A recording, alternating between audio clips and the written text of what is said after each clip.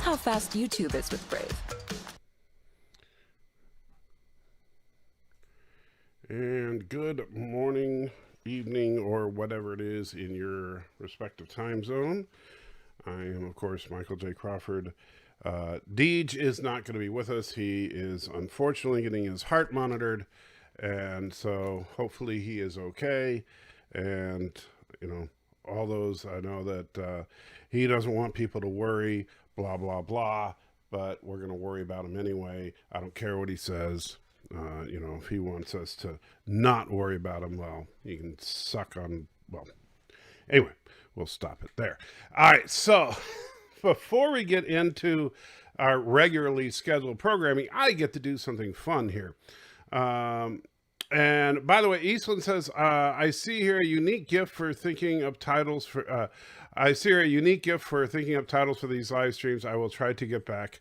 Pinky, question mark. Well, Pinky is, of course, Deej.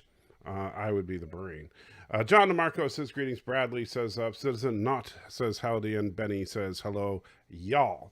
So, what am I doing right now? I am grabbing a alcohol swab, and I am rubbing alcohol on my leg as I'm preparing to inject myself with, what is this stuff called?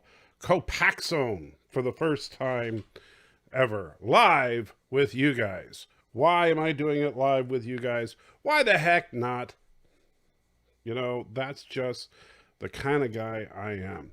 So you guys, if this stuff has some kind of crazy adverse reaction, you guys will get to see it live. And so I'm well aware of some of the various reactions it could have. And yeah, we'll see what happens. All right, so I actually, let me turn the air conditioner on because it is a little stuffy in here. And I actually do have a couple of things I want to talk about tonight. So this is actually pretty cool. This is the injector that they sent me because I am deathly, no lie, I hate needles. I absolutely hate needles. The missus will tell you, she has to, I already have a prescription for vitamin B12 that's an injection, and oh man, I do not do well with that. So this is a lifesaver because yeah, I couldn't give myself a shot without something like this. So I've watched a couple of videos on how to use this thing. We'll see if I don't screw this up too bad. So we open this up by simply unscrewing it like so. And then this end, we go in here, and that sets the plunger. It's a spring-loaded dealio here. And then this we use to adjust the depth at which we want the needle to go. So we're going in the leg, so we actually want it to go the full depth of 10 there. I watched the video to make sure that I had the right depth. So for the leg, you set it at 10. I mean, double check that.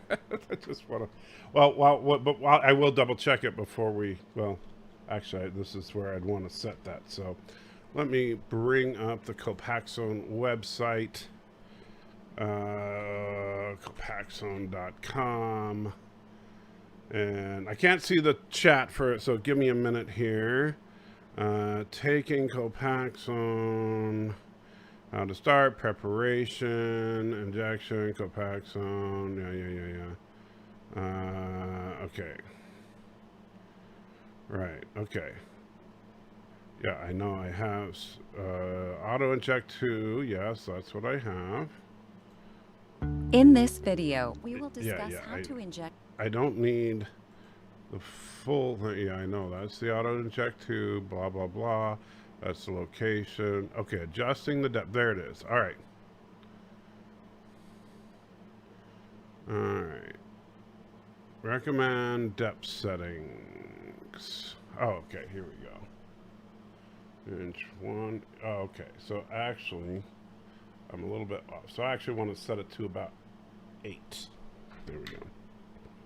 So We'll adjust it to 8. Let me go back to chat so I can see you guys. See, almost injected it a little too deep. All right, so how's our salty captain doing? Listen to you, I do my daughter's name tattooed on. Wow, you're getting your daughter's name tattooed on you? You're even dumber than I am. Just kidding. Just mess with it. If it kills, you get to watch. Indeed, nice hypo spray. That's indeed true. Multi-Gunman says, how's it going? We'll see shortly. Mike Richards here from Columbus, Ohio. Thomas Potts saying hello. John saying hi to Thomas. Multi-Gunman says, breaking news. Salty Trekker bans Deej. No, I did not ban Deej. All right, so now this is kind of a cool thing. So with the,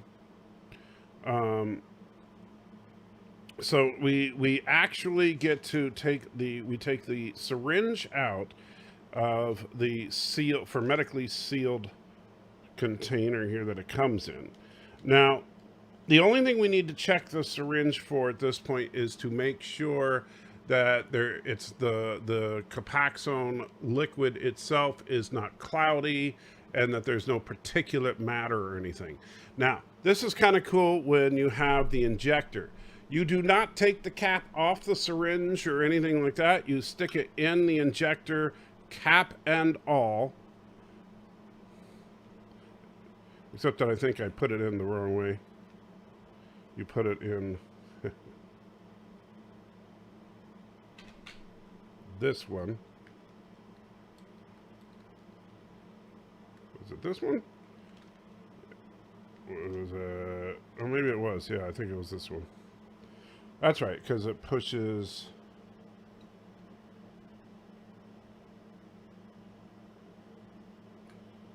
And then we put this on there. Screw that back on. See if I'm probably doing this completely wrong. All right. So if I've done this right, we now have this sucker loaded. We'll find out shortly. If I've done this wrong, I'm gonna be hurting myself really bad in a minute. Citizen Not says it's dark. Are you saying that the lights are a little low? I can turn. Let me see if I can turn the light up, because I certainly don't want you guys to not be able to see me properly when I'm suffering here. So, let's see. All right, and we'll see if that's bright enough. All right. Man, I tell you, I'm still nervous, even though this whole thing is like an automated process. So the next step is basically you take the red cap off of this thing, and notice it actually takes the needle cap with it.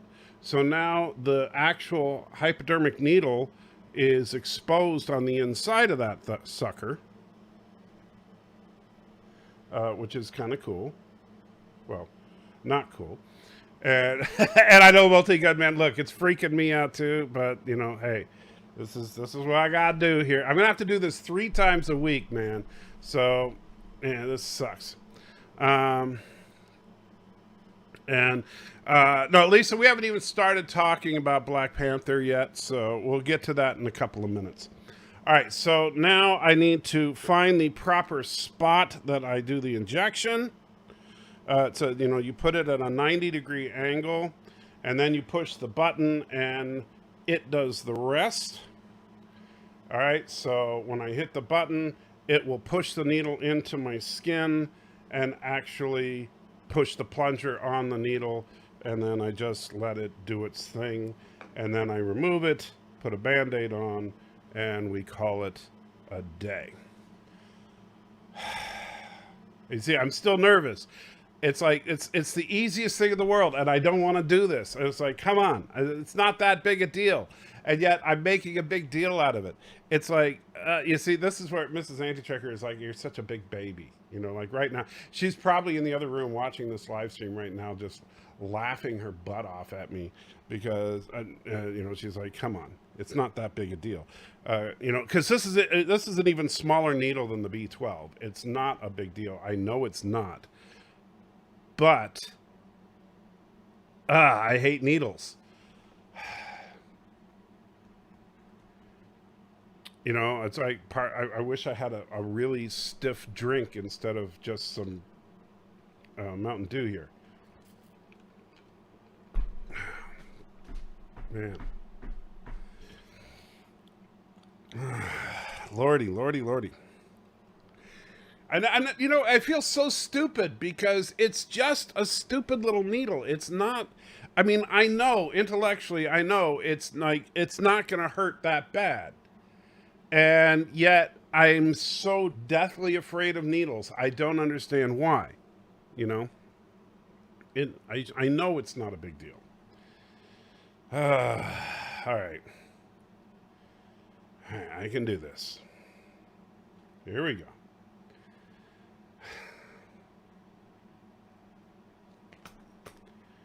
All right, I'm gonna do this. I'm gonna hit this button, and then I'll get it. Thomas says, Mrs. T, get in there and poke him. Oh man, I can't believe I'm struggling with this. All right, I'm actually sweating. I know you can't really tell, but I feel like sweat on my upper lip. Take a deep breath. I know, Tristan. I know it's not that big a deal. And I know people that have taken this, and it's not like it's the end of the world. You need to drink a Mickey of whiskey before each needle. That way you won't care about the needle. I'll tell you, it's nothing. It's just a tiny little needle.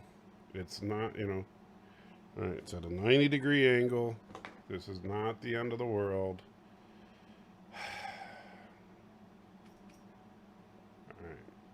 See, I think about the side effects of the drug, like the fact that man, and that's the problem. All right.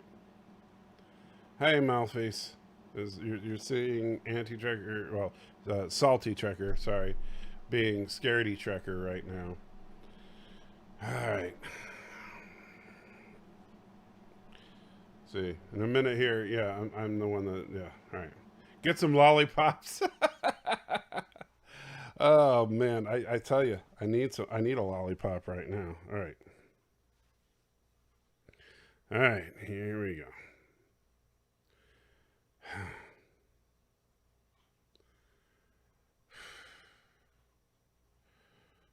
I'm gonna do this. Man, I feel so stupid. All right. And it's not an intravenous injection. It's a subcutaneous injection, which is a little different. Should be grabs popcorn. Kronos is enjoying this. Well, yeah. Thanks, Benny. You're really helping with the side effects are worse than the disease. Yes. All right. Gonna do this. I'm gonna do it. All right. Got it lined up. All right.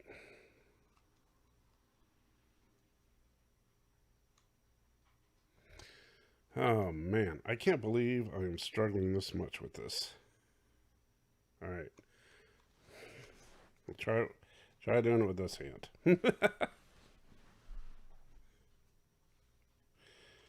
Okay. You got it lined up, 90-degree angle. All I got to do is push the button. Where's Phlox? Yeah, I need Phlox right now. I need like some Valium right now. That's what I need. All right. All right, come on. Oh, I can't believe this. Oh, I've never had, I'm generally not. You need a power song to pump yourself up? I don't have a power song. Yeah, I don't have a power song to pump myself up with. What power song works for you, Tristan? All right. I mean, yeah. Yeah, I know the needle they use for taking blood is way worse, but and I don't like that either. I hate going to the phlebotomist. I'm not gonna lie. All right, but it's like I'm worried about what is this gonna feel like going in. All right.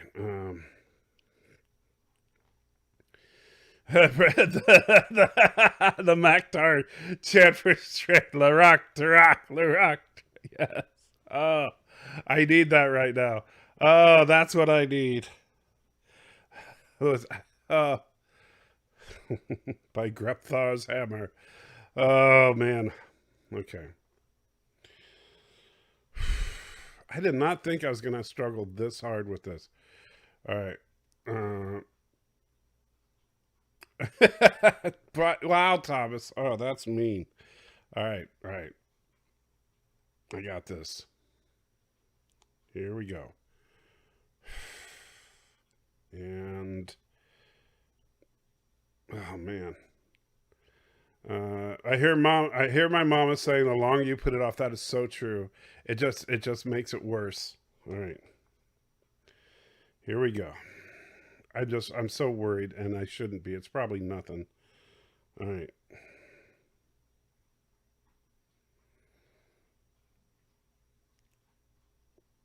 There we go. Ooh, ooh, yeah. Okay. Now. Yeah, I know. I'm overthinking things. That's true. Mm.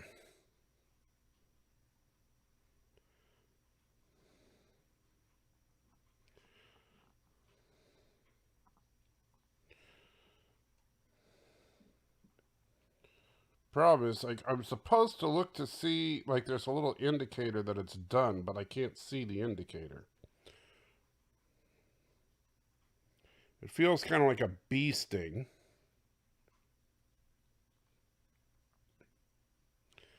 All right, so can't tell if it's done. That's a lovely sting. And Thomas had wanted to see. Well, sorry, buddy. Whew. Okay, yeah, the indicator's up. Man, oh man. Putting the Band-Aid on there. That is a sting. Whew. Yeah, thank you. Now I get a lollipop. Oh, man. I'm sorry, guys. I know that was horrible. I mean, it's not, you can't even see the needle. It's only sticking out about a half an inch. But, yeah, and then let's put that back so that we don't accidentally poke somebody with that. I actually have a container to dispose of the needles. But wow, that actually really does sting. Now I understand why they say you may want to put ice on it.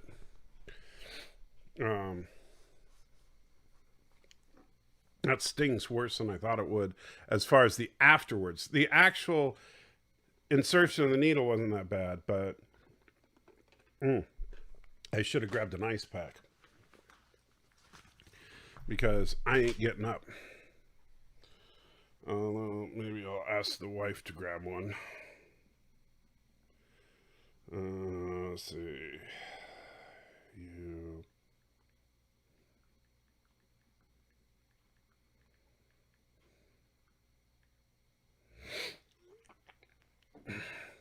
All right. Woo-wee. Yeah. All right. What feels worse, the needle or the chip? I'm not sure what you meant by that. You say it stings, but you have tattoos. Yeah, well, the tattoo, it hurts. The needle itself, the tattoo, like the needle itself of the tattoo hurts. But it doesn't, it just burns afterwards. But but this, it's like the needle itself didn't hurt, but the drug in your skin hurts. And so that's what, maybe eat a spice. You know, Thomas, that might not be such a bad idea. Eat one of the cheese balls just beforehand. Take the edge off. Oh, Lordy. Because that does sting. All right, so let's talk about what if T'Challa was Star-Lord for a couple of minutes. So it felt to me, and I'm assuming, and let me throw this out there real quick.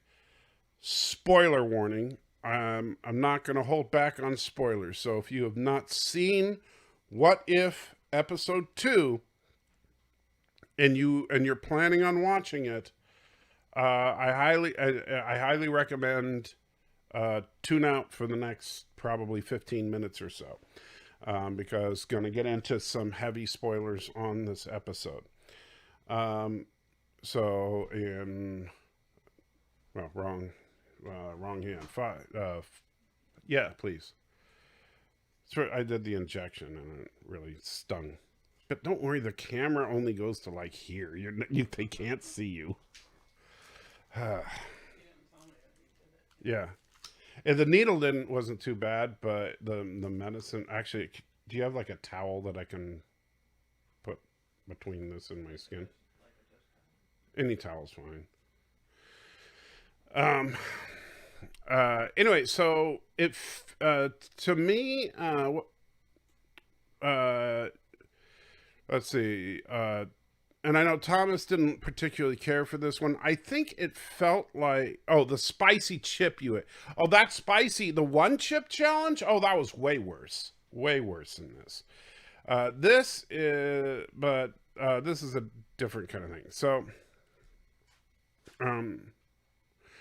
and Cronus says, "Is What If a new show?" Yes, What If is the newest Marvel show on Disney Plus, and it asks the question, "What if?" and alters a scenario from what happened in various events in the MCU. In this particular case, Yondu's crew, when they went to pick up Peter Quill, because his crew is for the most part idiots, which that's established in the MCU, all right. They picked up young T'Challa from Wakanda instead of Peter Quill, and they took Peter Quill on an intergalactic adventure, and he became Star-Lord, and he really changed the galactic landscape, which really had some significant impact. But here, and I liked some of what they did. It was very, like, if you've ever read the What If comic books, this was definitely in line with what they do with What If in the comics, where they go all completely balls to the wall crazy with it. Where now Thanos is basically one of the Guardians of the Galaxy, and he's basically joking around with everybody about how, come on, my Infinity Gauntlet plan was a good one, and everybody's like, no, man, it's genocide. He's like, no, it makes sense, it's random, so it's not and people are like, no, man, it's wrong, and so so it was actually, I that kind of stuff I thought was cool, but it felt unfinished. This episode felt like it was not quite completed, and I don't know this. I haven't heard anything on it. I know that there was a nice little dedication at the end for Chadwick Boseman, because Chadwick Boseman did in fact voice T'Challa in this episode before he died, and I'm wondering if perhaps he died before production was finished. I'm wondering if perhaps there's a little bit more there to the story that we didn't get to see, because the idea that we just see Thanos now a nice guy, that we see oh gosh, now I can't remember Jaimin's character from the original Guardians of the Galaxy as being a big fan of Star-Lord, as opposed to going, who? but it feels like we're missing something. We missed scenes that set up how Star-Lord built his reputation. And so that's why I think it was Lisa said that Star-Lord or T'Challa was a total Mary Sue. And I think the problem is that, yeah, we saw, they did a flashback of young Star-Lord, but then we probably are missing some flashbacks of like teenage Star-Lord or young adult Star-Lord building that reputation, convincing people to be good. Why is it that Yondu changed? Why is it that in turn seems to have impacted the Ravagers and in turn impacted people like Thanos? And that would be really cool to see, but they used what voice work they had to put together a story that felt like there was way too big of a time jump.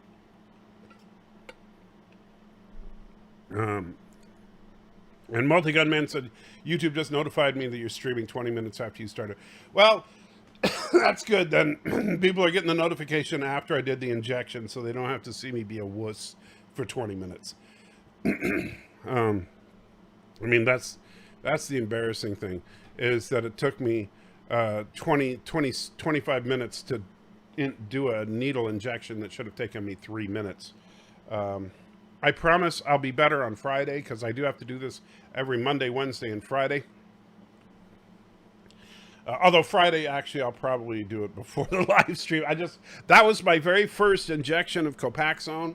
I figured I would do it live with you guys, because if it wasn't for you guys, I wouldn't be here to do it. So there you go. You guys get to see me suffer with it. There we go.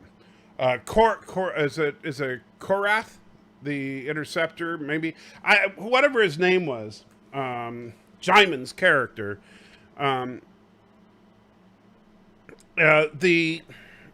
his character being a fan of Star-Lord, it felt like there was something missing.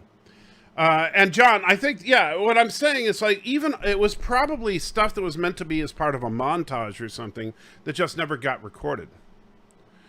And Thomas says, oh my God, there's an ear growing on your forehead. Don't mess with me. Don't mess with me.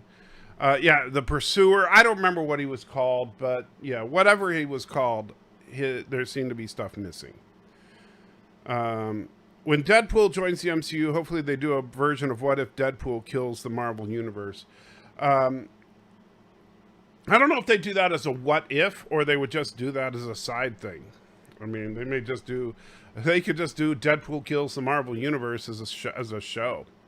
Like, that could just be a show on Hulu. I don't think they would put it on Disney Plus, but I could see them putting it on Hulu. So that was my big problem, is that overall, I thought it was Thanos, and I know John DeMarco said this already in the chat, but Thanos was hilarious.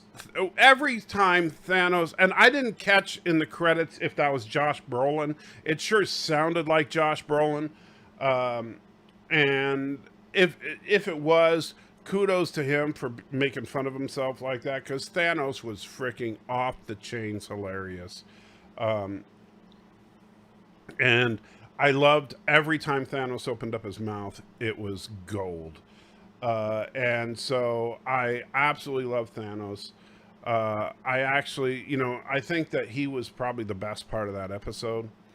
And another thing that they skimmed over, which I didn't care for, but this is something that, it was Brolin. Thank you, John. This is something that I didn't like that they did, but I'm not surprised that they did, because it was on Disney. Explain why the Collector was buff. Because it was a cartoon. That's why. Honestly, that's it. The Collector is always supposed to be known as a cosmically powerful being. Same with the Grandmaster. Jeff Goldblum's character, and they're supposed to be brothers. So those two characters are cosmically powerful beings. Just the fact that Benicio del Toro is not super buff, well, in the cartoons they can kind of buff him up a bit, you know. And that's true, yeah. And Thanos also said, you're right, that he kind of stepped up to fill a power void. He could have used some of his devices to buff himself up.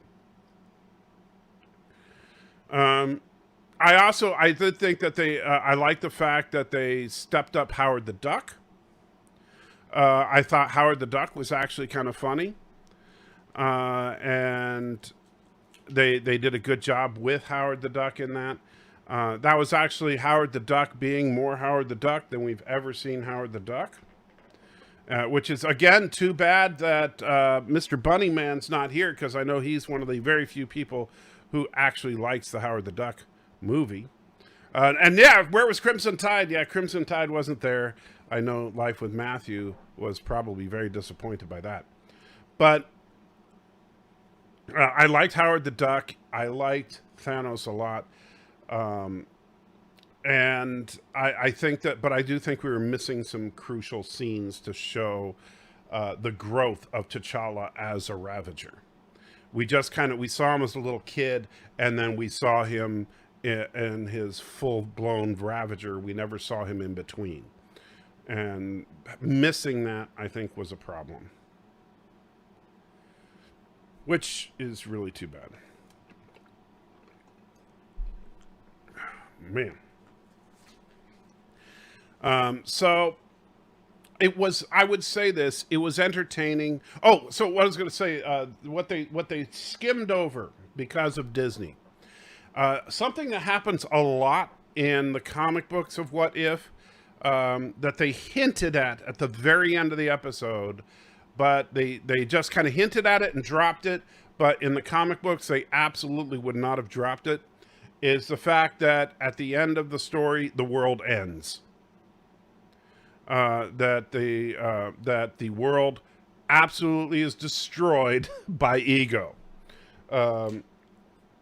because of the fact that the Guardians of the Galaxy are not there to stop Ego, because of this alternate timeline, and it's just, the Watcher just kind of goes, "Too bad, it might mean the end of the world," ha ha ha, and then the end, But if it were the comic book, they would have actually shown the world coming to an end, as opposed to just a smile on Ego's face.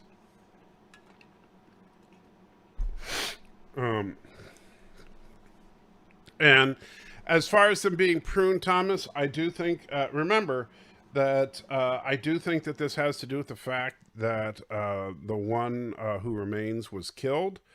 And so I don't think that the current TVA is interested in pruning all timelines. If they were, then they would be pruned. But we'll see. I mean, I do think that that's going to be a big part of Phase 4.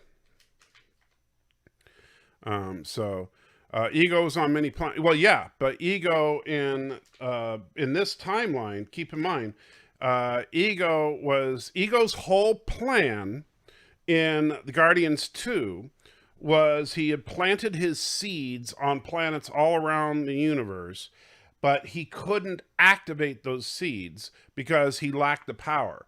However, if two Celestials combine their powers, namely if Ego and Star-Lord work together to do it, then they could actually activate all these seeds.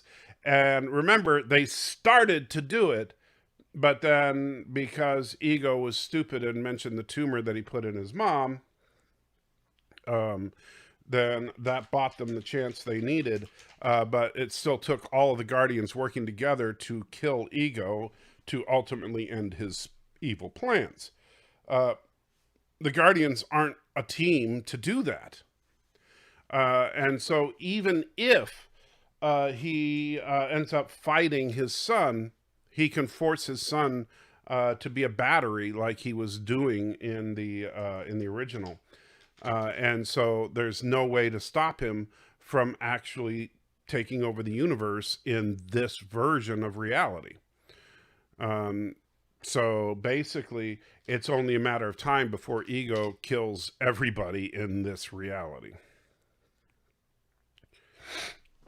which is, but they, like I said, they kind of glossed over it at the very end. But that is the inevitable end of this universe. Is Ego is going to kill every living soul in this universe. Chadwick Boseman is supposedly in 4 episodes. I wonder if they are going to pick up this thread later. I doubt it, unless they're doing something where they're going to bring some of these universes together. I would think that, I mean, I could, because I know that other stories could involve Wakanda. Like, I would assume that Chadwick Boseman would do voice work in the Marvel Zombies story.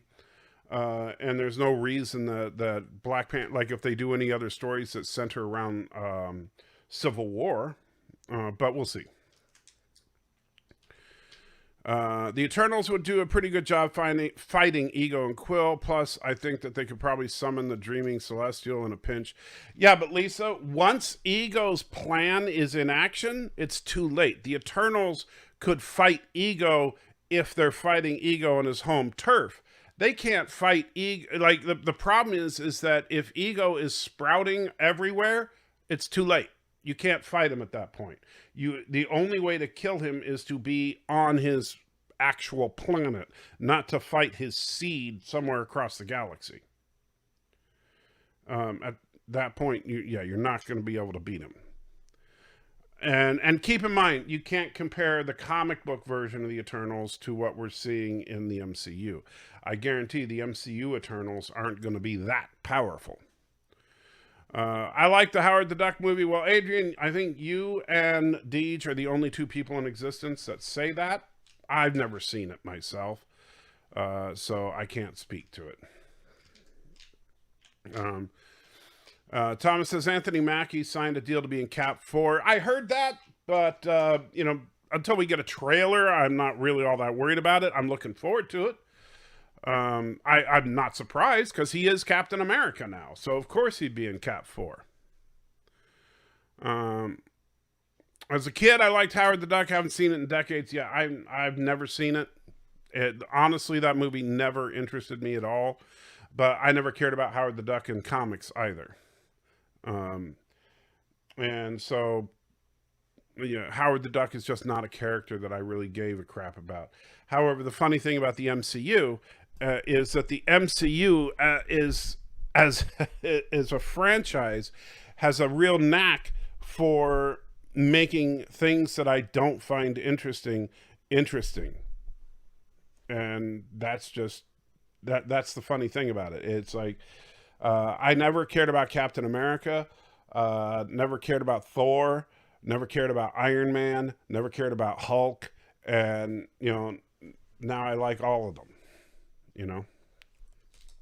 So and Old Media Guy, I know my camera is a little bit off. I have, unfortunately, moving my camera is easier said than done.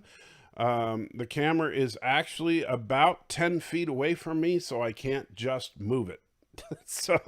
And I can't just get up and move it. I can't, moving is kind of difficult for me.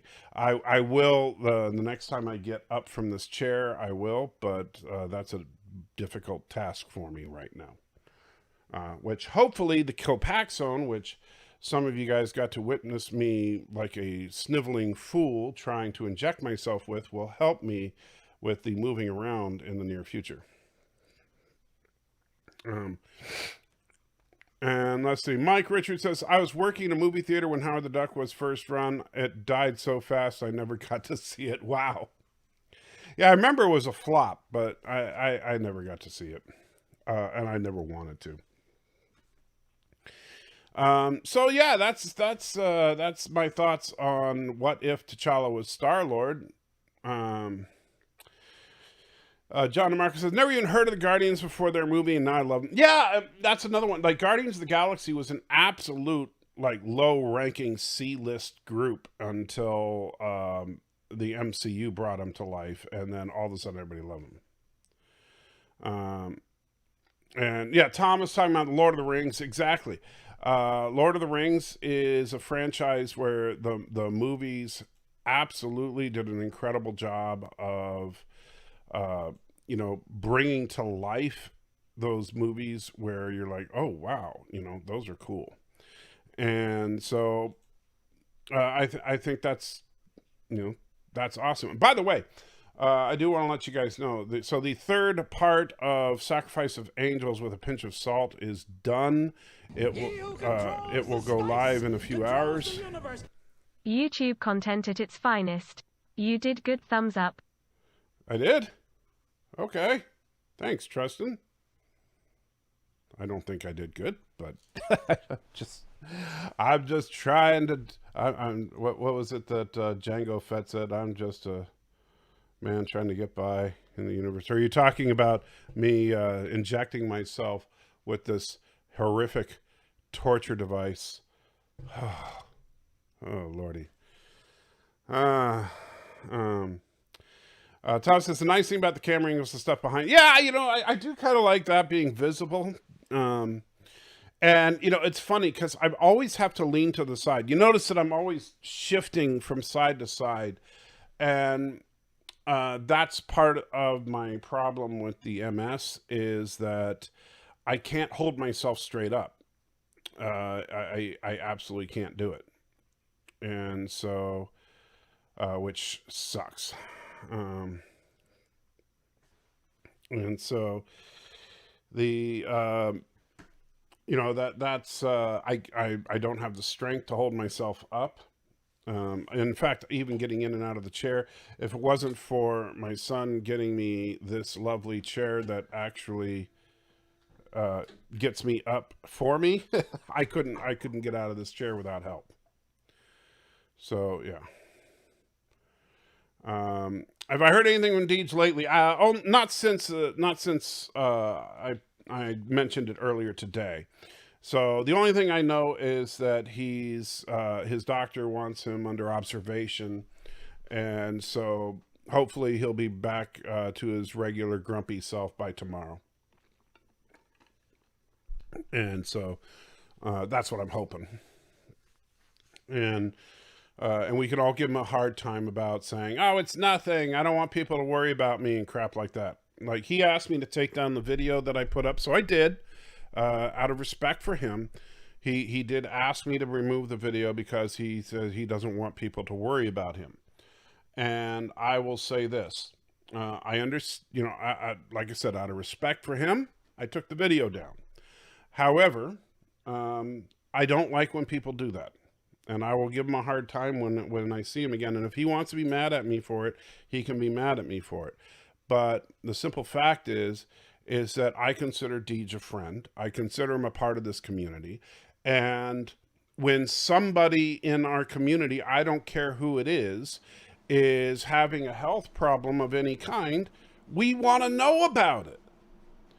Whether it's just, you know, for those of us that have religious beliefs, so we can pray for you. For those of us that don't have religious beliefs, just so that we can wish you well.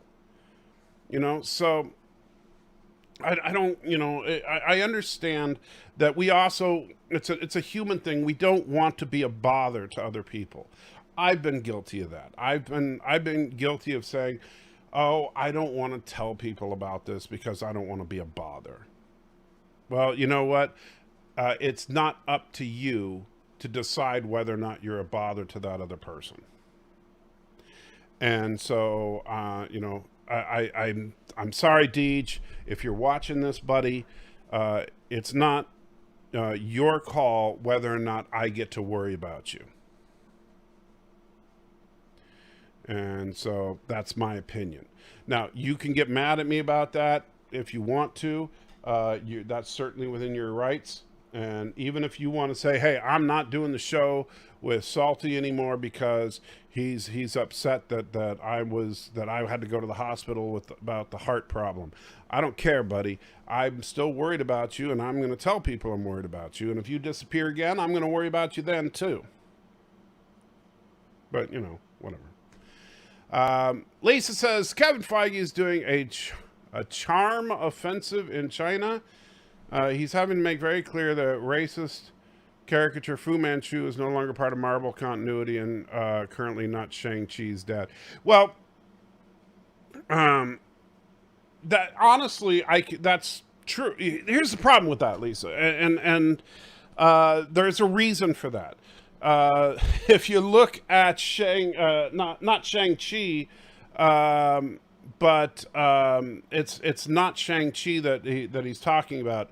It is the Mandarin. Because the Ten Rings is a direct reference to the Mandarin. And the reason for the whole. Remember how in Iron Man 3, a lot of people were pissed off about the bait and switch with the Mandarin. Well, it made perfect sense to me, because if they had done Mandarin comic book accurate, everybody would have said Marvel is racist. Because you know what? The original Mandarin was kind of racist. And so, and it was made in a day when that kind of thing was kind of acceptable. And the Mandarin was a Fu Manchu character.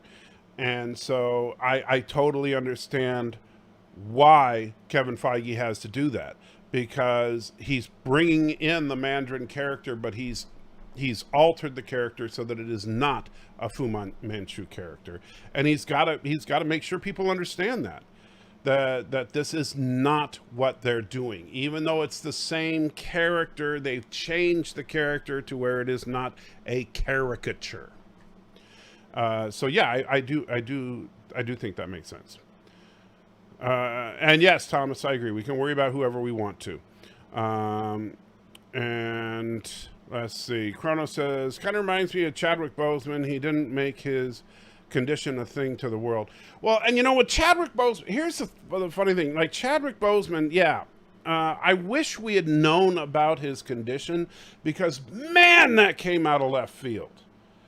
I mean, to realize that the man was literally dying of cancer when he was making Infinity War and Endgame, and we had no idea. And he knew he was dying. It would have been nice to have been a little more prepared for it. But yeah. And yes, Spike, Marvel used to portray Asians very poorly. That is true. And Kronos, that was not appropriate. Let's not say things like that, because you know what? That in and of itself could be construed as a racist statement. And let's see. Good thing I banned gunmen, says Thomas. Matthew is going to be so disappointed they got rid of the racist caricature. He really will. I know Matthew's going to be disappointed. By the way, speaking of Matthew, and I'm actually, I'm actually kind of excited about this, is that Life with Matthew got the parts to my backup computer that died, and he actually he got a new power supply and hooked it up and managed to get it working. One of the graphics cards is dead. But the other graphics card he got up and running, and so he's working on getting it put together. He's got to get a case for it, and so he can send it back to me. So very cool. You know, I used to have the first dozen issues of Shang-Chi in 1973. Wish I still had them. They might be worth something. I don't know if Shang-Chi's worth a ton. I got like the first couple of issues of Shang-Chi. I never really cared about him that much, to be honest with you. But yeah, I never really liked his character that much, because he's just a kung fu guy. He's not, like, he doesn't have superpowers. I don't read comic books for people without superpowers. That's my thing.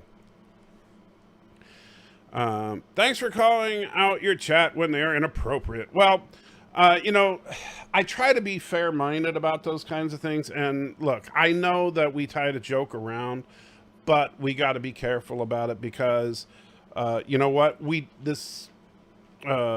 It's one thing to be hypersensitive. It's another thing to say things like that and pretend it's okay. I do know that, yes, people tend to be oversensitive about some things, but saying that was not okay. That's all. And no, you're not. Obviously, you're not getting banned, Kronos, because you're still here and nobody's banning you. Right? If I wanted to ban you, I would ban you. But I don't want to ban you. I'm just, Just letting you know that just don't say things like that. In the 70s, Shang-Chi was Marvel's way of cashing in on Bruce Lee. Yeah, Shang-Chi was basically a Bruce Lee clone. Are you sure it's your computer Matthew turned on and not his? He gets confused easily. That is true. One day he said everyone should listen to Thomas, but yesterday he said don't trust Thomas. That is true. I got to be careful about that. He also said that, you know, he would do the movie night every week. So yeah. And so that's, yeah, I forgot about that, Thomas. Yeah. So hopefully he wasn't lying to me. You know, of course, then there's the whole Nomad thing. Yes. You know, I should do some kind of supercut with Nomad involved in the life in the movie night. Somehow, I need to get Nomad in there. Donnie's in the house. How you doing? You enjoyed the new What If? I'm glad you liked it. I talked about. I thought it was fun, but it was missing something. I thought the first episode was better, but I thought it was good. And Professor Brainy Specs says, trust number 1. But do number 2. Man, this still stings. Is it supposed to sting this long? You know, number 1 side effect is irritation at the injection site. Yeah, I guess they weren't lying about that. But welcome, Professor Brainy Specs. John DeMarco says welcome. And Thomas says, there you go. Old Media Guy is saying, trust Professor Brainy Specs. And then Professor Brainy Specs says that you misread. No, that's what it says. You want to trust number 1. You're number 1, right? So trust Professor Brainy Specs.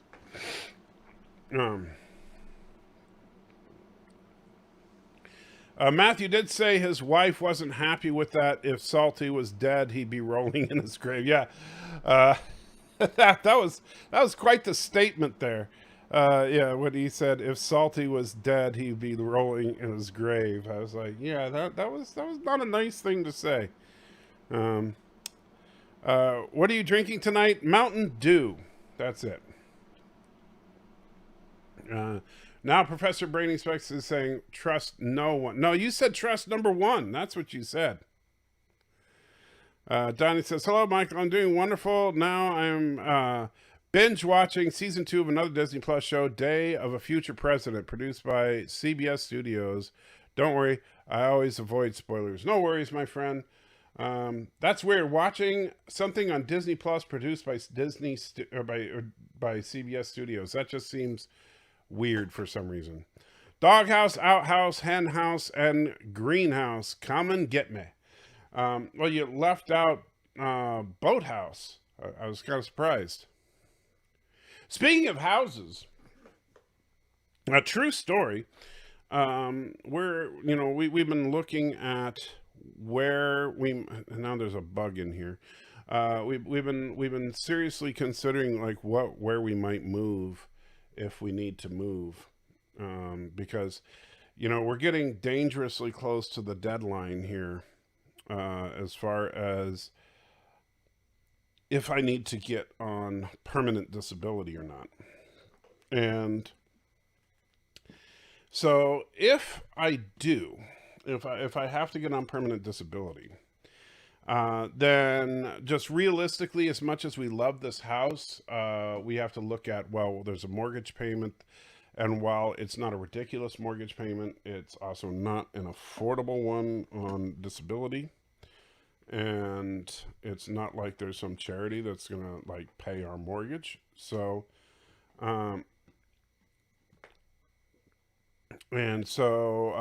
we've decided that we'd sell this house because we owe a whole lot less than the house is worth. And then we would buy a house that we could pay cash for. And so then we were looking at, well, could we buy a house in this town? The problem is in this town, in Murfreesboro, Tennessee, real estate has just skyrocketed. And so it wouldn't make much sense to sell this house and then buy another house in this town, because with the equity we have in this house, we would have to buy a house half this house's size in order to buy a house without having any mortgage. And no, Kronos, we would not be moving to New York State. That's not going to happen. But Professor Brainspec says, Mike said, you misread it. By the way, I'm going to tomorrow to see Star Trek 4. Yes, I know, and I hope you have fun with that while you watch the giant cylinder vaporize the oceans.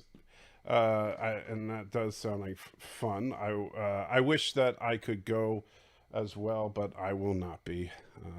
I will be sitting here thinking about it. So yeah, definitely not going to New York.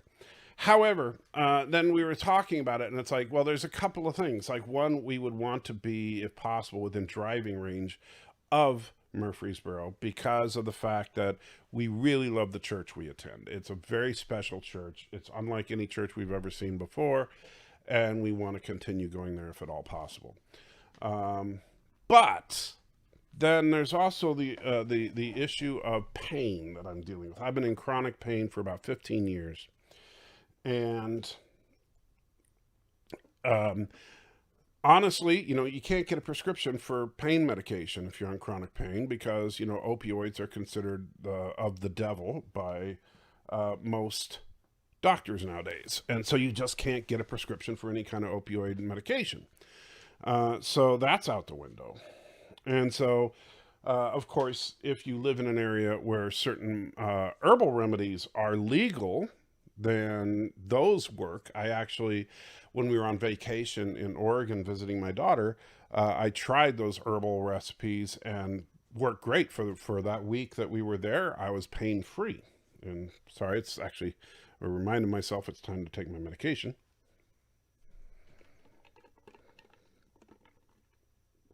So, is there a place that we could be within driving range of Murfreesboro, Tennessee, and where the herbal remedies would be legal? And we did find one, and where real estate is cheap. And so we did, in fact, find one town that meets all three of those criteria. And that town is Metropolis, Illinois. Which, honestly, the economy of Metropolis has not been great. It's a small town, 6,500 people or so. The community is supported. There's a casino in the town. There's I can't remember. There's a couple of businesses to keep the town afloat, but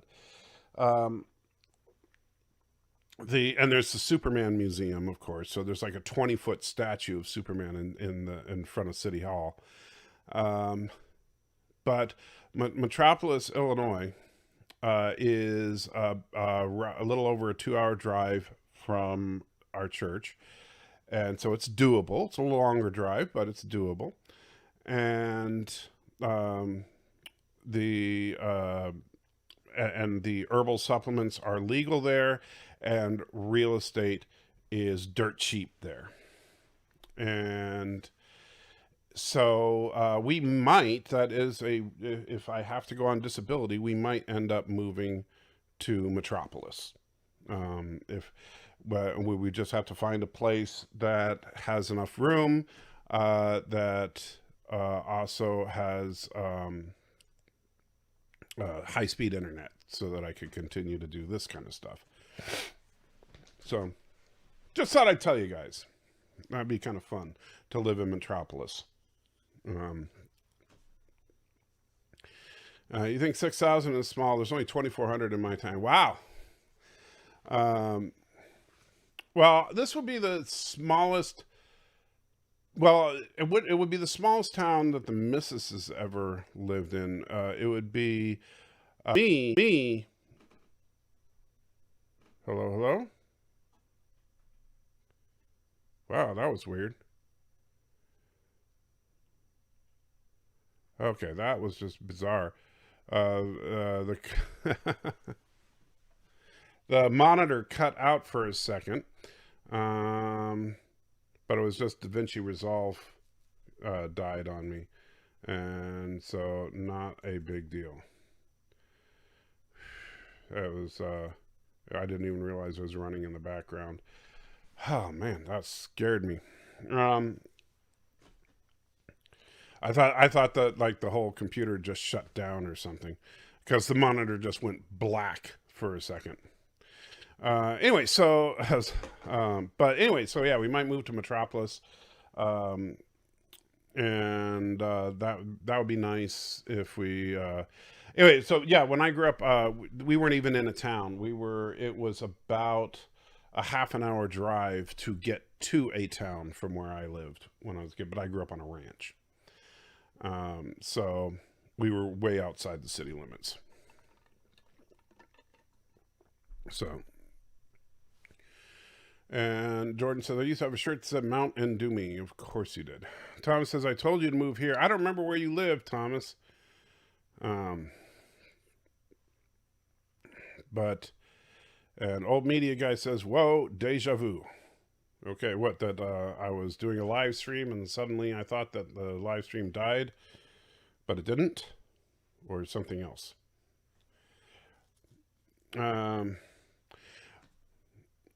But, there's a lot of wonderful cities and towns in this country, but it's like one of those weird things where we were just trying to find the right mix of driving distance to the borough, right real estate prices, and herbal supplements being legal. And the real estate prices being very, very important, because if they are low enough, and fortunately with Metropolis they are, if they're low enough, then we would have enough after selling this house to where the excess, we would have enough excess money to where we could buy a new car. We've never bought a new car. We leased a new car once, but we've never bought a new car. And we could actually buy a new car for the first time ever. And the reason that I would want to buy a new car is I would get one of those cars that has all the fancy driving assistance gadgets, with the radar that'll keep you in the lane and keep you from crashing and stuff like that. So that if we're on one of these 2-hour drives and the missus has a seizure while she's driving, then we won't suddenly, all die. And so, and that's why not a used car, Kronos. It's like, it's not that I don't have a problem with used cars. Don't get me wrong. The car we have right now is a used car. And generally speaking, I usually suggest used cars because you get a lot more value. Admiral Saval says, how's the back? Well, not good. It's about the same as always. But in this case, yeah, so, because the missus, she doesn't have grand mal seizures anymore, which, thank goodness, those are scary, and I don't think I can handle seeing her have one of those again. But she has what's called absence seizures, and they're basically, imagine that, like, if I was having an absence seizure right now, it'd be just like you just stop. Your brain just kind of goes blank for a minute. And so if you're driving and, like you're driving down the freeway, you might just like, if you just completely space out and a curve comes up and you end up going straight. And so, you hit the barrier and something bad happens, right? Or you just plow into a car or you change lanes into somebody or whatever. So if you have those safety features built into a car, it will help prevent something like that from causing an accident. Now, it's not 100% foolproof because, like, if you're in city traffic and you know, there's a red light and you're hitting the gas, you know, you might still plow into somebody, but it would at least minimize your risk. So, Pittsburgh, that's right. Hospitals for you. Mrs. AT loves trees. Well, I have a lot of trees. I also use my ship collection as a backup. Well, that's true. You got your ship collection, which is very enticing. But, you know, there's a saying, Thomas, and it's the most true statement, I think, in the history of history, and that is happy wife, happy life. And I know that the number one thing for the missus is we want, and also for Joshua, is to stay in range of the church. So how's Auntie? Auntie's doing well. She's, you know, sleeping, which is all she ever does, Admiral. You know, she's just an old dog, and so she just sleeps and sleeps and sleeps some more. And then after her nap, then she takes a siesta. And after her siesta, she takes another nap. And then after that, she might eat before going to bed. That's about all she does. So that's about it. Glad to hear that Mrs. Salty Trekker isn't having those bad ones. Oh, yeah. The grand mal seizures, fortunately, the medication she's taking seems to keep those under control. Thou shalt not covet thy neighbor's eagle moss collection. John, that is not in the Bible. I dare you to find me where that's in the Bible. That is not in the Bible anywhere. Chrono says, I missed the anti-cam. Well, the anti-cam will be back when the computer's back. Because right now I'm using the 3rd level backup computer from hell, which this computer can barely run one camera. And so when I actually have whichever comes first, probably, I'll be honest with you, the reason that I sent the parts, the dead remains of the backup computer down to Matthew, because as crazy as, I know this sounds insane, but as crazy as it sounds, I have more faith that Matthew will be able to get that computer up and running than I do that Ashurion will be able to get my primary computer back up and running, because of all the shortages on GPUs. So I sent it to Matthew in hopes that he would be able to fix it and send it back to me before Ashurion gets me my primary computer, so that I can have more than one camera running at the same time. Sister says, when I come back, I want it to be as a dog or a cat. Me too, because, man, they got them made. Chrono says this brings back memories. Todd says, you can always build your church in Minecraft and download yourself into the game. And then Chronos says, what's eagle moss? You don't know what eagle moss is. Shame on you, Chronos. And John says, the book of Thomas, chapter 20. Shame on you, John, for talking about making up books of the Bible. Horrible of you. Terrible, terrible of you. Lisa says, I had to stop using herbal supplements. They aren't healthy for daily use for more than a few months at a time unless you want to fry your short-term memory and risk developing schizophrenia. Well, I will tell you this. My short-term memory has already gone. And that's a symptom. You know, the funny thing about MS is what it actually is, in a nutshell, is your immune system is attacking your nervous system. And it sucks. I mean, it just absolutely, positively sucks. That's all I can say about it. I hate it. And yeah, I just can't stand it. And then John's putting a face with a halo over it, trying to pretend to be innocent. Wow. That's just crazy. You know, especially, you know, considering that John is about to do a live stream with a fellow Christian, Life with Matthew, in about 25 minutes. I'm thinking that maybe you know, we should call that out. Let me see if I can send Matthew a message. Let's see. Maybe tonight on the show you should ask about adding books to the Bible. All right, let's see. There you go. Oh, that was yesterday. Darn, you're right. I'm off by a day. See, that's the funny, you know, John, no joke. That is part of the I can never remember what day of the week it is. You're right. It was yesterday. I can't remember what day. You see, I knew it was Wednesday earlier today. And now I see, that's just, man, it sucks being me sometimes. All right. I cannot remember what day of the week it is. So yeah, so no, never mind. Matthew is not live streaming tonight. I don't know why I thought he was. Ugh.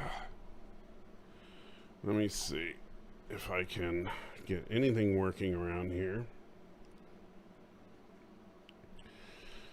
Oh man, I can't believe I did that. Let's go to my channel.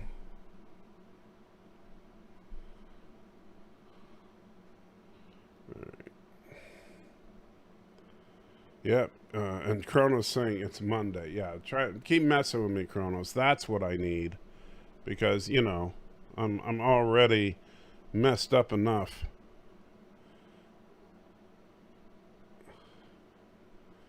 It's gonna be way too. Yeah, I don't care about the ad.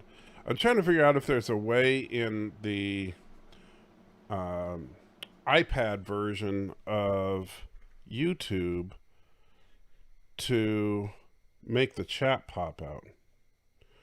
And Sister says, all I know is new Lower Decks drops in a few hours. Yeah, I'm looking forward to that. I really enjoyed episode 1. And you see, the reason I was... Okay, wow, that's weird. Is that like... Why is XSplit looking all weirded out? We'll close that. Man. Yeah, close DaVinci Resolve. Man. My computer is being just stupid. Well, I can't show you because, yeah, I'm looking at my XSplit screen, trying to make adjustments here. I was thinking about trying to play a little bit of Minecraft, but my XSplit screen is not showing me what I'm seeing on the live stream.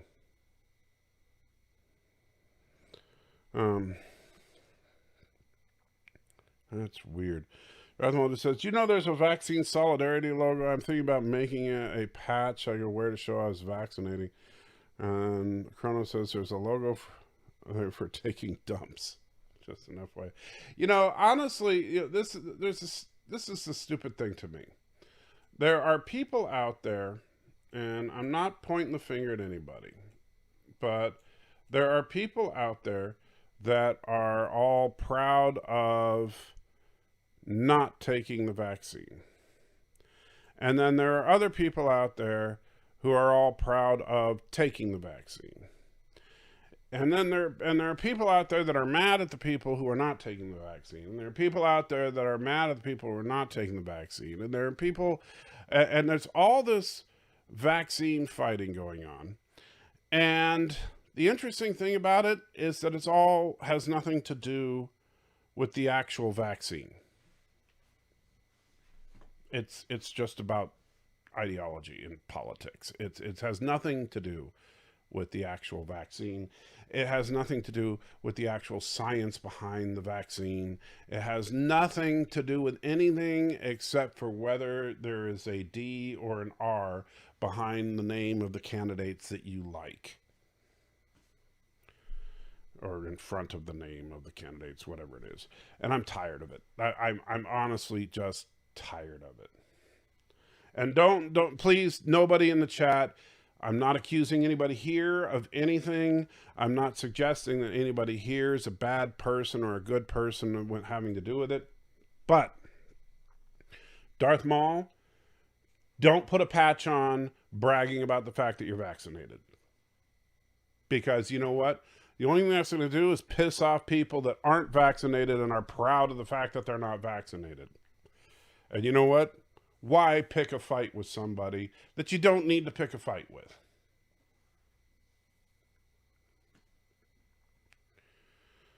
You know, honestly, it's not worth fighting someone over. It's not worth it. Thomas says, when you died and I was like, I guess I give you directions again. And then you went into the subway and I said, oh my God, I'm going to get lost. I better get in there. Wait, what? When you died, and I was like, I guess I'll give you directions again.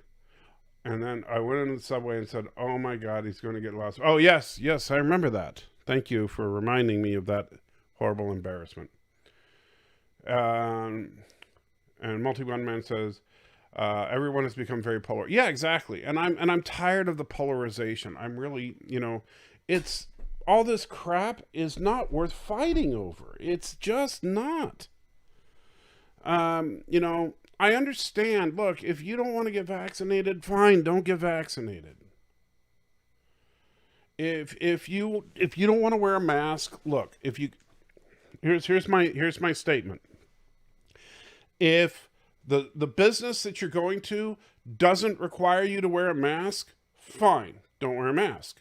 If the business that you're going into requires that you wear a mask and you don't want to wear a mask, don't go in that business.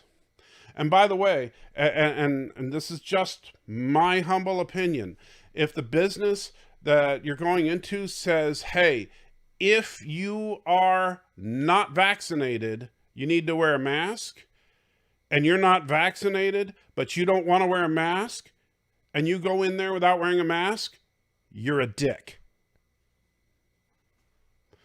And so, and that's my opinion.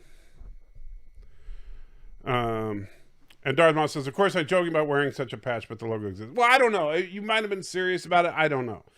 And so I was just offering my 2-cent advice for what little it's worth. I'm just saying I wouldn't wear such a patch because all it's going to do is piss people off.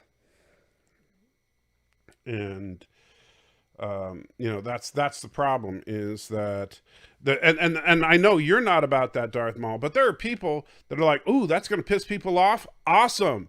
All the more reason to do it.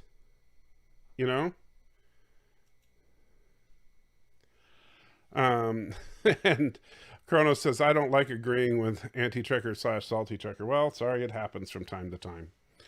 Every now and then you just end up agreeing with me. Darth Maul says, I have customers requesting me and our employees get vaccinated to service their businesses. Well, customers can request that, but, the business has the right to do what they want to do. And if the business doesn't require that you get vaccinated, that's their choice. If the business requires that you get vaccinated, that's their choice. I respect the business's rights to do that.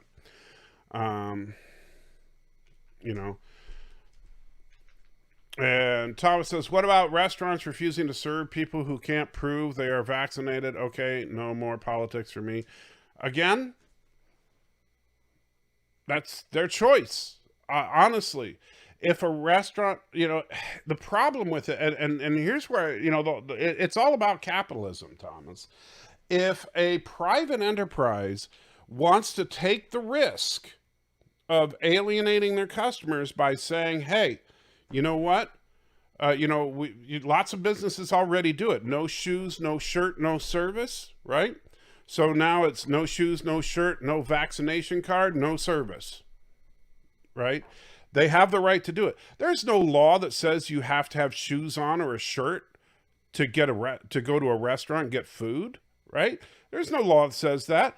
But lots of businesses say, yeah, you walk in here without a shirt on, we ain't going to serve you, right?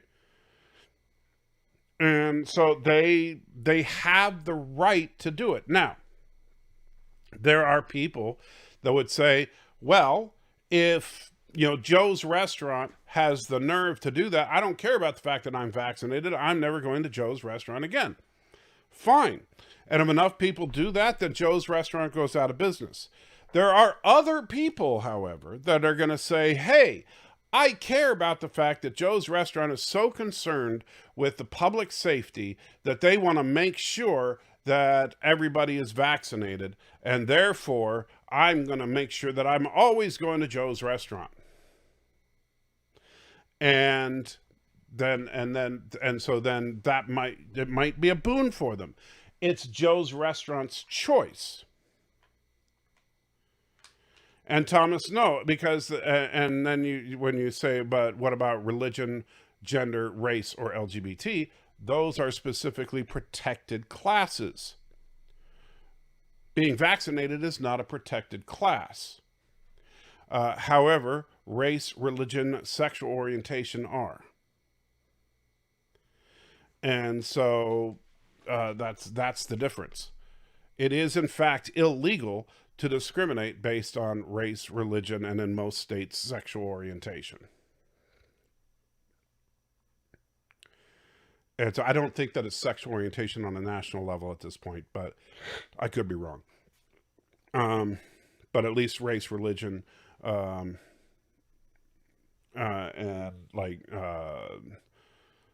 gender. But you cannot, but it is perfectly okay to say no vaccination, no service, because that's not a protected class. And that's public safety. Just like you can say no shoes, no shirt, no service. And you're right, Multicom. Businesses have a right to make rules for their business, just like customers have a right to spend their money elsewhere if they don't like it. Joe's, I'm not going anywhere, named after Bird of Prey 5. Well, that's of course, I'm just throwing a name out there. Granted, I understand that's an inherently offensive name, but yeah. I don't know what Korogan-style food is. Well, imagine someone pooping on a plate. That's Korogan-style food. Out here in California, Sacramento, out on the ballot or will put on the ballot to overturn the Civil Rights Amendment to our Constitution. Depending on how it's worded, Darth Maul, it can't supersede the federal Constitution.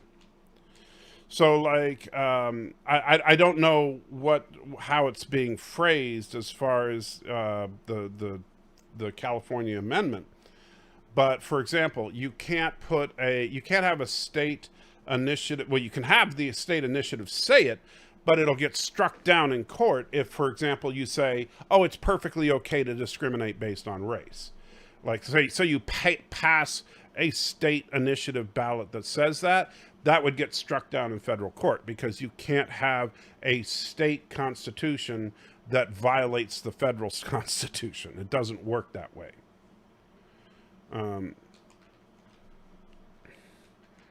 And Professor Branding Speck says, okay, I'm home. I experienced my own personal The Voyage Home. Did you see a giant cylinder on your way? Todd says, the problem is a-hole restaurant owners can say, I'm not denying because you're that race. It's because you aren't vaccinated. Well, if they're asking for vaccination cards from everybody, then that could be true. I don't know. I understand what you're saying, Thomas, but the problem is racists are racists. And racists are going to do whatever they can. And this is a problem within society. We're always trying to legislate being nice, and it's never going to work. It's just not.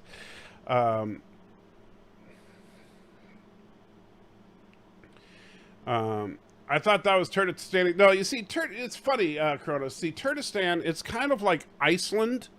It's a intentionally misleading name. Turkestan is actually a lush, green, beautiful place.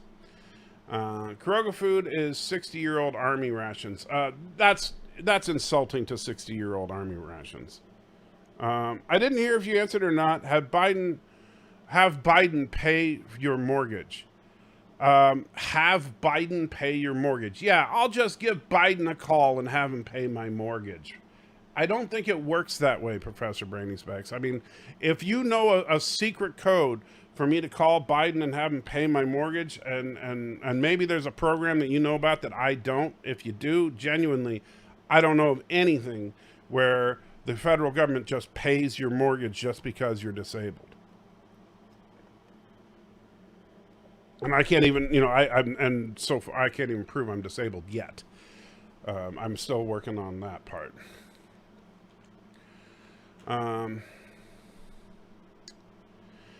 Lee says, I saw the Omega Glory last night. The implication in the Paradise Syndrome is the parallel Earths are doomed timelines the preservers saved. So why did they send one 1,000 years into the past? Well, no, the preservers specifically planted the Native Americans on the planet from the Paradise Syndrome. However, the Combs and the Yangs aren't necessarily a parallel Earth that the preservers planted. They just happen to be a parallel Earth that developed exactly the same as the Commies and the Yankees, because they did that a lot in the original series. Darth Maul said a giant phallic probe on the way home brought about that song. Let's see. Orville Nation is in the house. Good to see PJ. Science fact of the day: the love puppies are a hybrid of very large spader and a small friendly dog that are made. Professor Brainy Specs for Bird of Prey 5 to have super cool friend. Well, that's cute, I guess.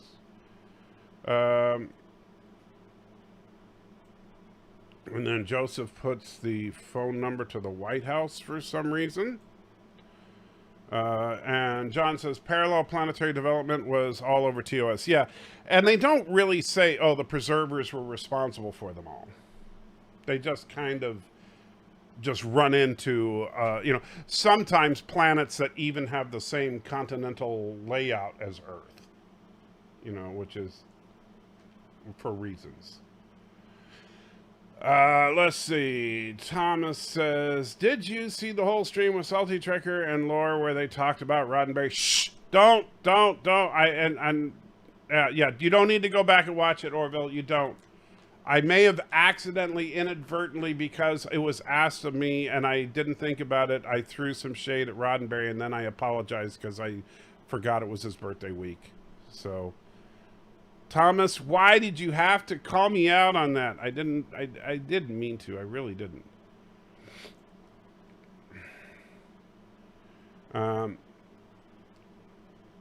Anyway, so, and I'm not sure why,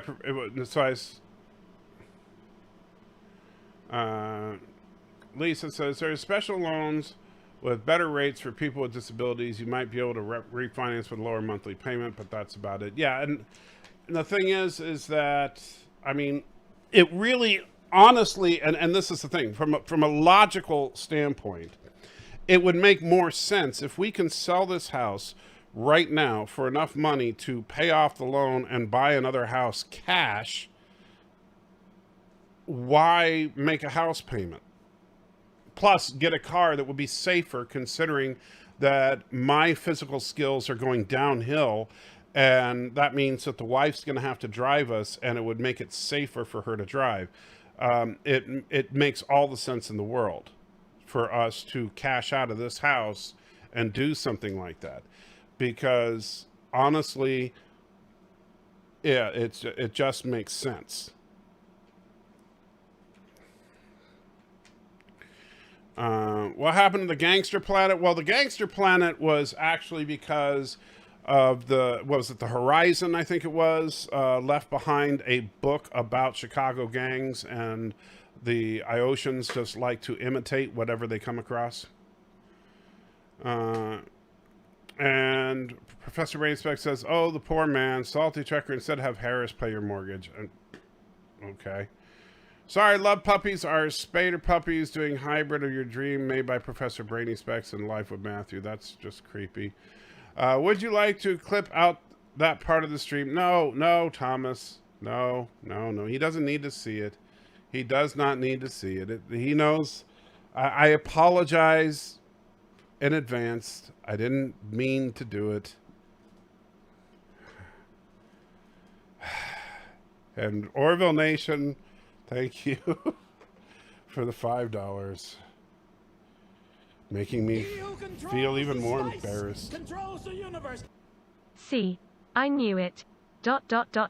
I just want to thank the fandom menace for calling Michael what he truly is. The salty trekker. I tried. I truly tried. And I didn't throw him any shade after that. And I didn't throw him any shade today. So I'm being good today. And yes, I get salty. I admit it. I fully admit it. What do you think happened to...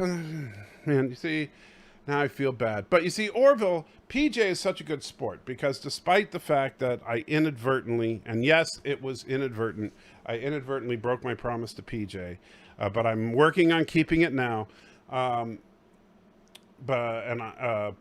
despite that, he gave me $5 for trying. And that is what a true friend does, is gives me money. That's what shows me that PJ has a heart of gold. See, the rest of you aren't all giving me $5. If everybody here gave me $5, then I would know you were all good people. But right now, I just know that PJ is a good person. Let's see if that works. Manipulation for the win.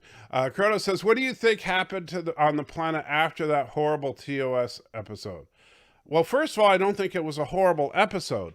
Second of all, I would love to know. And in fact, there was, and I think it was Darren told me about, there was, before they did the Trials and Tribulations, one of the ideas for the anniversary episode for Deep Space Nine was they were going to go back to that planet and find out that everybody on that planet was basically dressed up like the original series.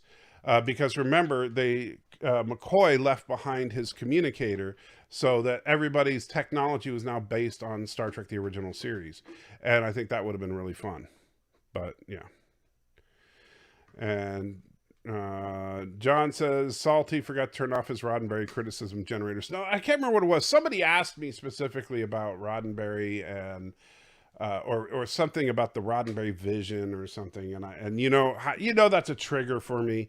I always tend to go crazy when people mention the Roddenberry vision. And so I apologize. And so, yeah, let's see.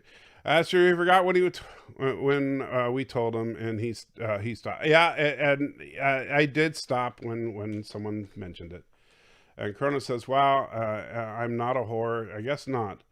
Orville says, this crazy girl. Oh, and thank you, Wes. Number 15, make YouTube go. I am Lore. Wish I could do that. Oh, buddy. I'm going to find that file somehow. I've got to find it somewhere. I have a YouTube channel. My YouTube channel is Lore Reloaded. And so, man. So this crazy but cute gal Maria is following me around from stream to stream. Please call her out. And Maria controls the universe. It looks like Salty Boy is wearing a new version of an FC Barcelona shirt, rolling on the floor, laughing, rolling on the floor, laughing, rolling on the floor, laughing, rolling on the floor, laughing. Soccer fans will understand rolling on the floor, laughing. I don't get that, but I'm not a soccer fan. And so thank you. So Salty Boy. Well, this is Deadpool. This is a Deadpool shirt. I don't know if you can see it very well because I know the camera's a little off. But and there's Maria following you around. And thank you, Maria, because see, Maria is a nice person. And I don't know, did it not? Wow. Oh, there it is. Okay, I was going to say. Controls the universe. Okay, take my money, just because PJ is the best example. Indeed, PJ is the best example. So thank you, Maria, with T and Telly. And good to see you, Maria, as always, even though I know you just come here following Orville. I don't know what it is about PJ that you find him so fascinating, but you always seem to follow him here. You never come here on your own. Hi, dilly ho, hi, dilly ho. Oh, and do I hear the mysterious Matthew? Law $2. I am Law. I make YouTube go. There you go. Oh man, I do need to find a way to make that. For those of you that don't know, man, that was a classic. But I will tell you, I'm working on something just for you, Wesley. You're gonna love it. All right, Lore. I'm working with Lore on a very special project just for you, buddy. Well, actually, for you and for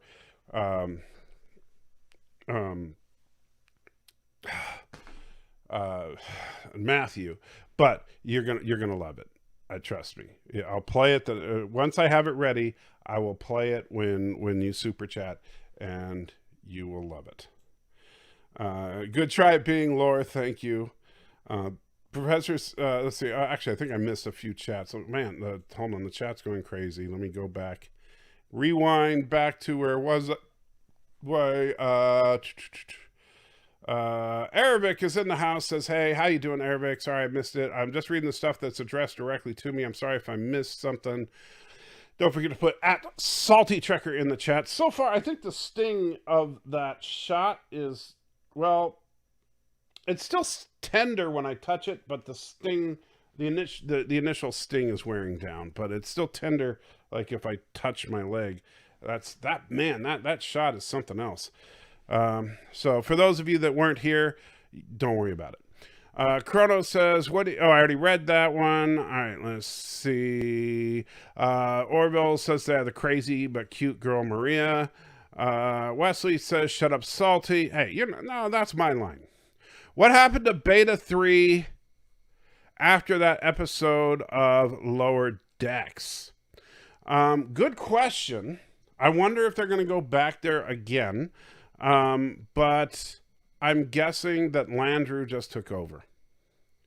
And Wesley says, good try at being Lore. Don't worry. You're going to see some lore and you're going to love it. So if you ever feel that Salty Trigger needs triggered, just mention the Roddenberry vision. Yes, indeed. You want to trigger me. That is true. You start talking about how here's what you do. You really want to trigger me. You start talking about how a new Trek ruins the Roddenberry vision. That will trigger me. So that will absolutely trigger me. I fully admit it.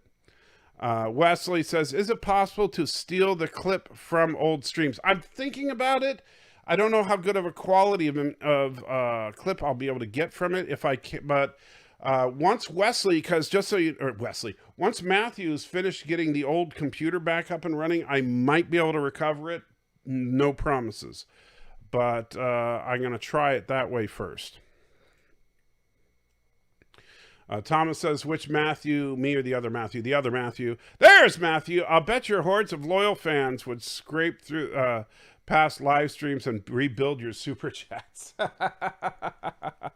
And Matthew says, I was summoned by Hi Diddly Ho. Good to see you, Matthew. I actually, and I don't know if you heard, I was singing your praises a little bit earlier about the fact that you actually got the backup computer to boot up successfully. So I'm looking forward to hopefully doing a little bit of recovery of some of the stuff on these hard drives. You're skipping chats just like in the old days. Well, I'm trying. Actually, the chat is jumping around a little bit on me. I'm trying to do my best, so don't forget to put @SaltyTrekker in there or I will miss it. Just download the old Salty Trekker videos and then edit them in editing software. Well, that's part of the problem, is that on the computer, and that's why I do need Matthew's help here, because Matthew is working on getting not my new computer, but my backup computer back up and running. Get it? Back up. It's not a state-of-the-art, cutting-edge modern computer, but as he will tell you, it's a solid unit. 64 gig of RAM, a terabyte SSD drive, a 4 gig working drive, and then a 780 Ti graphics card in literally a military grade motherboard. And the problem is that it died on me, and so now I'm using the backup to the backup, and the editing software barely chugs along. And so editing stuff is absolutely painful. That's the only reason, like, I'm trying to get videos done again, and I've done a fairly good job of it, but the only thing that's taking so dang long is I can't edit worth a crap. It's bad enough my hands don't work very well, but I can't edit it all because, like, I'm trying to scroll through and it's like frame, because, I need that GPU. So hopefully Matthew gets it to me soon. Matthew, I'm looking at you, buddy. I'm hoping that you get it to me soon, and then also hopefully I'll be able to pay him for the parts equally soon. But thank you, Matthew, for what you've done already, and I really, really am looking forward to having a working computer again. Colonel says, do you want to be absorbed? I do not want to be absorbed. And Orville Nation with another $5. Controls the universe. Didn't you even get Alan Dean Foster to support your anti-Roddenberry stance on that stream, if I recall correctly? Person facepalming. Okay. Let me. Okay. So since you asked, PJ, you asked me about this. I did not bring it up. Okay. So you can go back and rewatch it. I asked Alan Dean Foster about his time with Roddenberry, and Alan Dean Foster, I did not lead the witness or anything like that. I didn't try to suggest anything about Gene Roddenberry. And Alan Dean Foster, of his own volition, said, do you know what the one thing that Gene Roddenberry is really good at? Taking credit for other people's work. All right. Those were the words of Alan Dean Foster, not Michael J. Crawford. So, yeah, I did not get Alan Dean Foster to say those things. He volunteered that information. So I want that clear, because I love you, PJ, and I really I will tell you, I loved being on that panel, because getting to talk to a legendary writer like Alan Dean Foster was truly an honor, because of all the various arts that go into the creation of great science fiction, the writing is what I have the most respect for. And Alan Dean Foster is a legend among writers. And those were his words. So I just want to make that clear. I did not goad him into saying it. Hi diddly ho, hi diddly ho, hi diddly ho, Life_with_Matthew $1. You will get it soon. After I'm finished with Nomad, Sequest, Babylon 5, moving furniture and all the other stuff. So, never, I guess. Oh, Lordy. After Nomad, that's not a good sign. That is definitely not a good sign.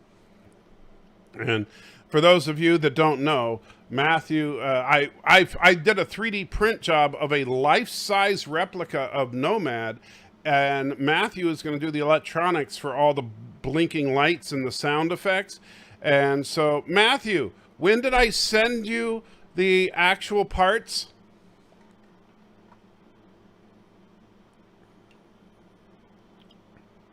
You remember? Oh, yeah. Wasn't it before coronavirus? I'm pretty sure it was before coronavirus.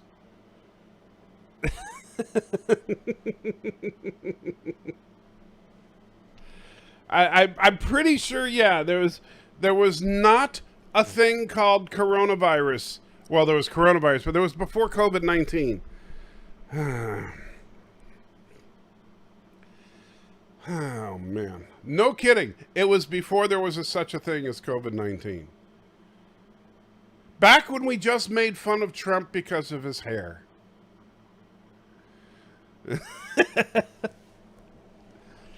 Oh, Live with Matthew. You're lucky I can't speak any Spanish. You were a kid in a candy store when he said that. Oh, you're right, PJ. You know, it's funny because I've always been, and honestly, and I've always been a big fan of DC Fontana, Gene Kuhn, Lucille Ball, the people who really shaped what the original series became. And I guess that even when I was young, I never understood why is it that everybody just pointed the finger at Gene Roddenberry and said, that's the creator. That's the person that shaped this grand vision. It just never computed to me. And so, and then eventually, as you know, especially in the 80s, as Gene Roddenberry continued to build that brand for himself, that confusion kind of turned into anger, you know? And so that's, and now it's, yeah, it gets I get a little salty sometimes. I fully admit I get as salty as, you know, Doomcock on a bad day. And so I fully admit that, but I try to keep myself under control. And when you guys see I'm going too far and you tell me and you say, whoa, Salty, back down. Hopefully most of the time I hear you guys, and I hope that I don't, you know, take it too far. And if I do, I don't mean to. But if I do, then, well, screw y'all. No, if I do, then please, you know, forgive me, and hopefully we can move on and still be friends. Because I know there are times, you know, there are people in this chat right now, and I'm not going to call out any names, but there are people in this chat right now that I know we've had some serious fights, that we've had some serious disagreements, and there were times where, like, I was genuinely wondering, oh man, am I ever going to get to talk to this person again? And I hate that feeling, because I know how that it's absolutely true that I'm an aggressive, gruff, salty guy. That's who I am. And that's who I am. But I also try to make people understand that even when I'm at my saltiest, even when I'm at my gruffest, if I'm not, you know, I genuinely love each and every one of you from the bottom of my heart. And when I say that, I don't mean it in some stupid, sappy way. I mean, like, you know, I can disagree with you wholeheartedly. Like, I can think that Life with Matthew is a complete idiot for loving Code of Honor, right? And I will tell Life with Matthew to his face, he is a complete idiot and racist for loving Code of Honor, because it's true. But I still love Life with Matthew. He's still a great guy, and you know, I would definitely I care about him, and I don't ever want to lose him as a friend. Even if you know, even over something as stupid as him caring about Code of Honor and loving the fact that he likes, you know, stereotypes. And of course, Professor Brady Speck, did you rename Auntie with the name Salty? Another trigger that, and of course, I know why Professor Brady Speck said that, because he knows full well that that's a trigger for me, because 758 people have asked me that question. No, I am not renaming Auntie. because Auntie is a little old dog, and I'm not going to confuse her by trying to rename her at this advanced age. Let's see. Lee says, the thing about Gene Roddenberry is people forget how rich he got from being the creator of Star Trek. When he died, Majel Bear inherited a whole bunch of money in the 90s money. Well, but the thing is that that's all it was to him. It was a cash cow to him.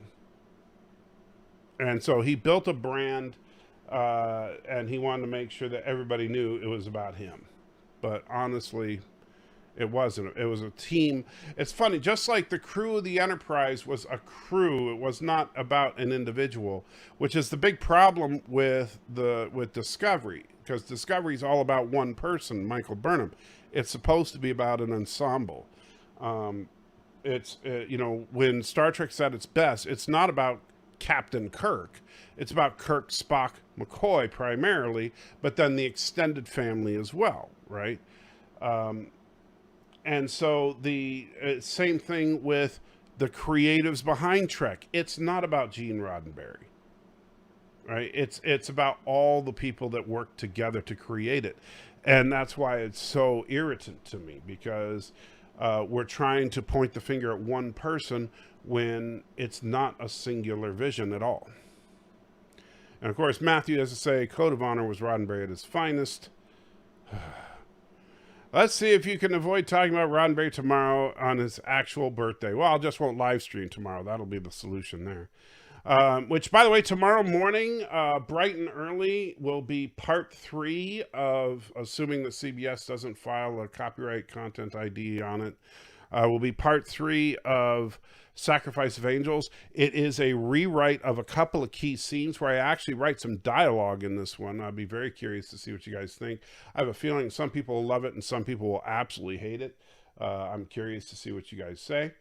Let's see if you already read that. Wesley says, then get a new dog and name it Salty. You know, funny you say that, because, okay, Auntie is an old dog. We don't know how old Auntie is, because we rescued her from, she if we hadn't have rescued her, she was on the way to, the doggy heaven. She was about to be taken to the final frontier, if you will.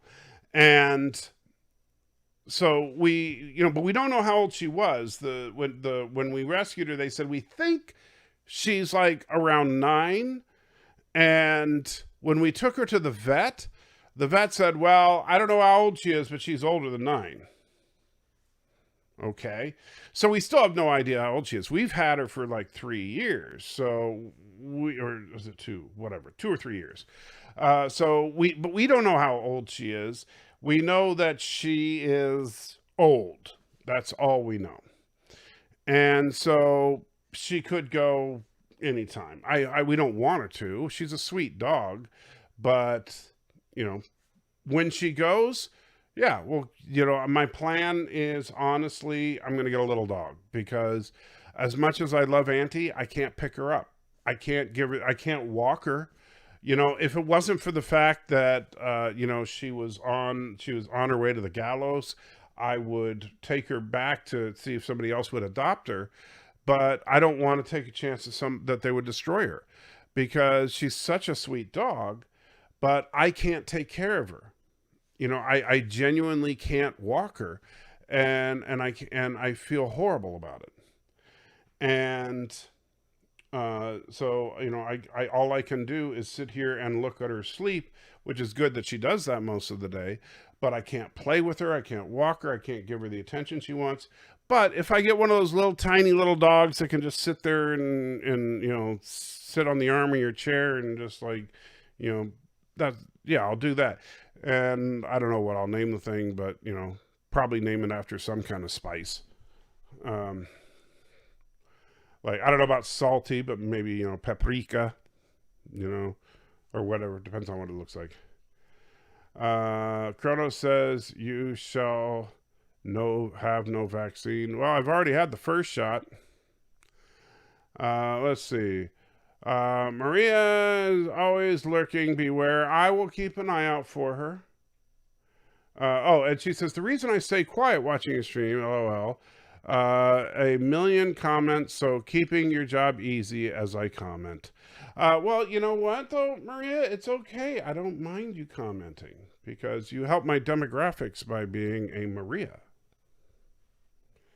See, you help break it up because, sausage fest. Bring back the salty cam. Well, I can't until I get the other computer, hopefully from Matthew very soon. Because this computer just can't handle multiple cameras. Professor Braining Spec says, just don't use any neon in your Sacrifice of Angels video, and you shouldn't have no problem with the visual or strikes. Well, the funny thing, though, and this is kind of funny, because CBS actually filed content ID claims on both Part 1 and Part 2 just a couple of days ago. And I did file a counter on them both, but now I'm waiting for that to go through. Don says, walking dogs is your son's job. Well, no, he didn't sign up for that. And he's doing it. He's walking Auntie 3 times a day. But that was not, he didn't sign up for that. He has a cat. He doesn't have a dog. Or big dog, so he'll be eye level. When is the second shot? I think in a week or so. It was a quote from the episode you love so much, Code of Honor, you have no vaccine. Oh, yeah. I forgot about that. Yes, indeed. So, yeah. That shot, I will tell you, I'm not a fan of what, this Copaxone.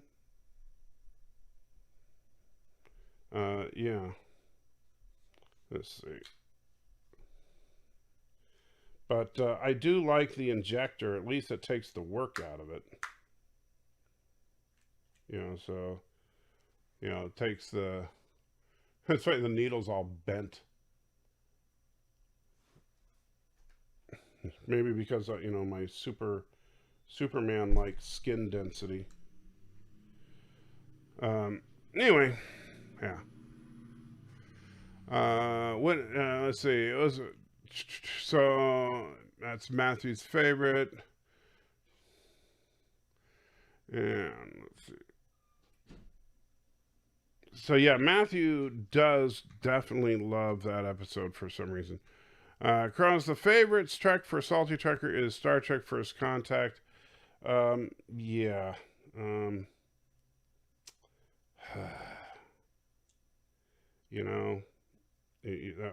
You're just mean. That's just really, really mean. I don't know why I put up with you guys. First Contact, honestly, I think that all of the Next Generation films are lacking to some extent. But First Contact, it's a mess. It's just a hot mess. All right, guys. So, I have been streaming for quite a while now, almost 2 hours. And I'm still alive, even though I don't feel like it. And I'm going to wrap it up here. Thank you, all of you that were able to support. I do truly appreciate it. And to the rest of you, I thank you for sticking around. I know that I joke around a lot, but it's, no, I don't think you're a bad person if you don't support the stream. You're just a bad person if you don't support the stream and you don't give at patreon.com. Yeah, that's it. No, I'm kidding, of course. Wesley says, you just call us a bunch of jerks. Well, you are a bunch of jerks if you don't give me money. I mean, that's how it works. I like Code of Honor because Yar is my first TV crush, and it's Yar episode. Well, I'm sorry. I think it sucks. It just does. All right, guys. So with that, I do hope you guys have a great night. But tomorrow, I'm not sure. Well, okay. So yeah, 6 a.m. I'm going to schedule the Sacrifice of Angels Part 3 to go live. So assuming that CBS doesn't hate me, it should be available then. And then tomorrow night or tomorrow afternoon or something, we'll talk about Lower Decks. Yeah, that's what I'm thinking of, Lower Decks. All right, guys, have a good one. Live long and prosper, and don't forget that Bird of Prey 5 is evil. I mean, I think we can all agree on that, right? I mean, is there anybody that could possibly disagree with that? I don't think so.